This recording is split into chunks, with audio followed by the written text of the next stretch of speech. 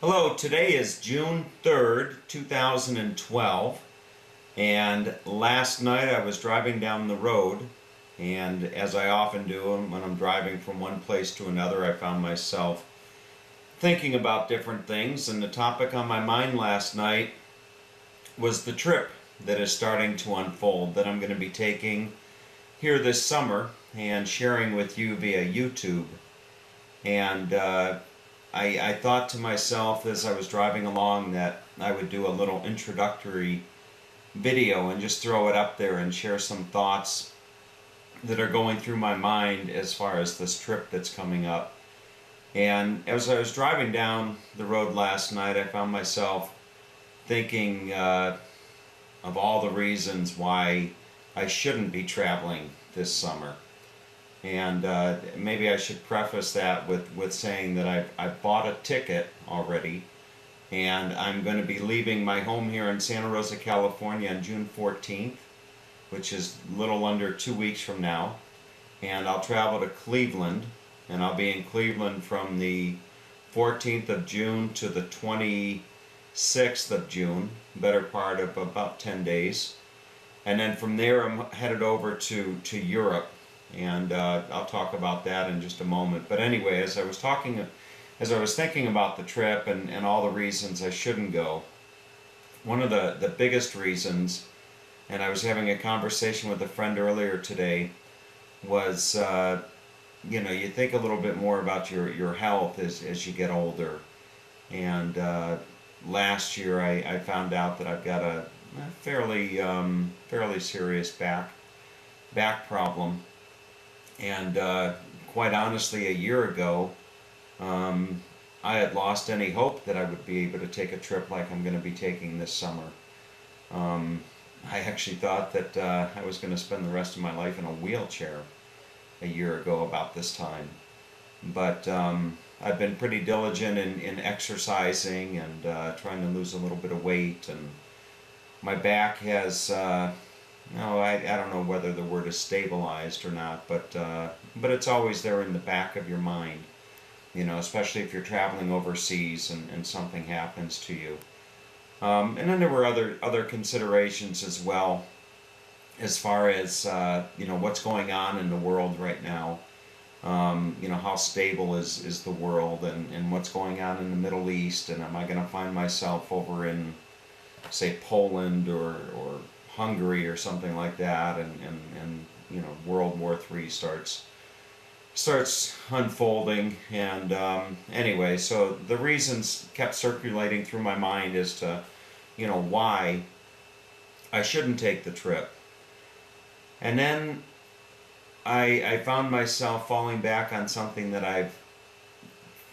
I've used or relied upon throughout the course of my life, and that's simply not to let fear have any significant impact on my decision making process. And with that in mind, I thought I'm not going to let the fear of dealing with my back, or the fear of the world falling apart or anything like that. I'm not going to let fear keep me from doing what I love to do, and that is traveling. So with that in mind, I went on my way, and then I started thinking that a lot of people that I tell my travels to, or they see that I'm traveling around the world, they have this perception that I'm some wealthy guy with unlimited money, and I can just travel, and it's not anything close to that. I make a comfortable living. I don't have any overhead to speak of. I don't have family, children that I have to take care of. So that helps out quite a bit. But also when I travel, like for example on this trip, I redeemed 65,000 miles toward the purchase of this ticket that I bought. I still had to buy some miles, so I spent about $800 on that. And the majority of the time that I'm going to be spending over in Europe, the majority of the time I'll actually be spending staying with friends and clients that I've met over the years and maintained relationships with. So I'm not putting out a lot of money uh, for accommodations. So there's not a lot of money spent there. And then as far as my home here in Santa Rosa, um, more than likely I'll end up renting the home for the cost of the mortgage. So I'll be renting the home while I'm gone for the 2 months, and that certainly helps out because I don't have a mortgage to deal with for 2 months. So by any stretch of the imagination, the my ability to travel is not indicative of an abundance of wealth, or as one of my neighbors referenced me as being upper crust. I am anything but upper crust. And anyway, so then another thought that I had is just how lucky I am. I'm 48 years old. I'm a self-employed web developer, and I am extremely, extremely blessed and fortunate to be able to travel, such as I'm going to be doing here over the next few months, and I realize that, and I can't tell you how much I appreciate that. So anyway, I'm not going to go on too much longer about this. I just wanted to do an introductory video, put it out there.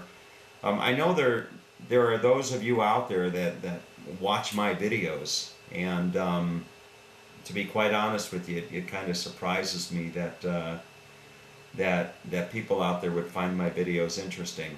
But life is what it is.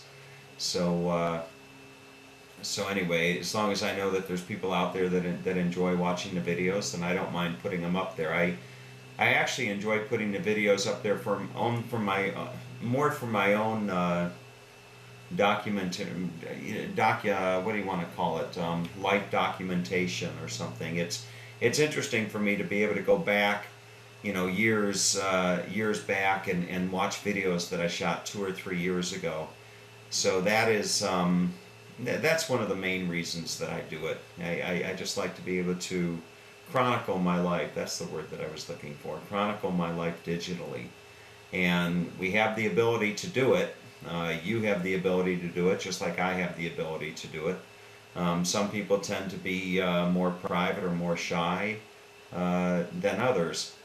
But anyway, so getting back to my trip, the preparation for my trip, at this point in time, it's interesting, and unlike my previous trips where there was just an abundance of preparation and planning and all that type of stuff, I'm kind of winging it on this trip. The only really definite plans that I have are for the first 5 days of a 2.5 month trip. So I have some things planned. I'm basically going to stay at the Bot Bed and Breakfast, B-O-T, botbedandbreakfast.com. I'm going to stay there for the first 2 nights with my clients Hannah and Egbert, brother and sister. And I usually stay there just to get acclimated to the difference in the time zone. But I'll stay with them, and then that Friday morning, the 29th or whatever the date is, I'm going to catch a train and go up to a little, or not a little town, but a town called Leeuwarden, Leeuwarden. Leeuwarden is a town up in the northern part of Holland, and there's a gentleman that lives here in the complex where I live named Nick Nicolai. And Nick is Dutch, and he has a home over there in Holland that he spends the summers at, and then he's here during the winter. He's an older man, probably in his, 60s or something. But Nick invited me to come up, and I'm going to spend a few days with Nick in Leeuwarden, and we're going to tour around Holland. And told him we should probably go see a windmill, so we'll probably go see a windmill.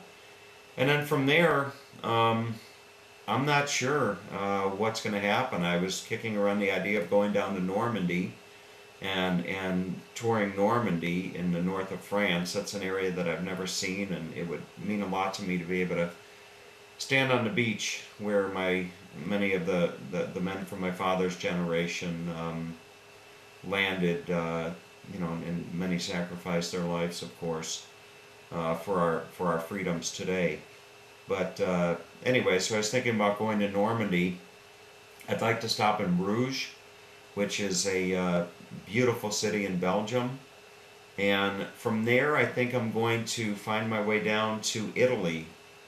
And in Italy, I'm going to possibly spend a week with a friend named Edith and her wonderful boyfriend Amadeo. And we're probably, they live in Genoa, so we might take a trip down the Cinque Terre or Portofino and maybe go over to Monte Carlo. So for the week, and then from there, I think I'm probably going to rent a car and take my car and drive up to a town called Murano, Merano, Murano in northern Italy. And there's a castle there that's a beautiful hotel owned by Alexander Ortner. It's Castle Frogsburg, Fragsburg. And I'm going to spend a couple days with Alexander and help him with his web presence. That hotel is just to die for. If you get a chance, look at it. It's www.fragsburg.com. From Murano, it's just a very short 40-minute drive over to Casorotto, and that is a little village up in the Alps. I've been there several times, and my good friend Elke and Ruben and their son Gerald, they live in Casorotto, and I'm hoping that we will maybe go parasailing or something. They like to parasail. And from there, I'm thinking of driving down the Tuscany and spending a week down in Tuscany at the Tasty Tuscany Bed and Breakfast. It's www.tastytuscany.com, and go down to Tuscany and spend some time down there. So in total, I would be in Italy probably the better part of 2 weeks, which would bring me into the middle of July. And from there, I would think that I would probably find my way up into Budapest. And that's kind of where everything is uncertain right now. I'm thinking that I may just find a place to rent for a month and a half in Budapest. I can go onto a website like Airbnb, AIRBNB.com, and I can find a place to stay for a night, a week, or a month. People renting out their homes at very affordable rates. I could find a place in Budapest for $500 a month if I wanted to. And so anyway, when I travel, I just have to be conscientious of having a good, safe internet connection. Because even though I'm traveling, life does go on, and I've got a lot of clients that I have to work for and be accessible via Skype or something like that. But anyway, so then it's over to Budapest, where I may stay, I may not. But I really have my heart and my mind set on going to Krakow, Poland, and for a couple reasons. I was there a few years ago. Beautiful city, one of the prettiest cities that I've been to. Poland is such a great place, and I met this woman there named Ava, and older woman. She runs this bed and breakfast in her home. She's been nursing her ailing mother for years, and just an angel of a woman. And I also met a graphic designer from Krakow named Joanna. And Joanna, very talented graphic designer, and her and I are going to collaborate and do a complimentary website for Ava at the Bed and Breakfast, and possibly use that website that we do for Ava as a template for other Bed and Breakfast. So that may be yet another revenue stream or professional pursuit that I can get involved with. So anyway, that's it. Joanna just told me the other day that she comes from a family of nobility, and they just bought their family estate back from the government that was taken over by the communists in World War II. And it's a large 30 or 40 room hotel where they have conferences and everything. And it's out in the countryside, so I think that the summer is going to have a visit over to the countryside of Poland. But anyway, so those are just thoughts of my trip. Who knows? Everything could change, and I could end up in Slovakia of all places for all summer. Who knows? How that will go. But I'm looking forward to the summer, and I'm certainly not going to do day one, day two, day 93 or whatever. That's just too much. I'll just put up videos as I do as I go along. And a thought that I had is, if you're watching this video somewhere in the world, and you think that, in particular Europe, if you live over in Europe and you think that I might enjoy visiting your part of Europe, and you want to invite me, to come by and show me around, and we'll do some videos together, by all means, just drop me a note, okay? So with that, I'm going to go ahead and complete this introductory video for my Summer Journey 2012, and I will be putting up other videos after this. Thanks for watching. Hope you enjoy the summer as much as I hopefully will.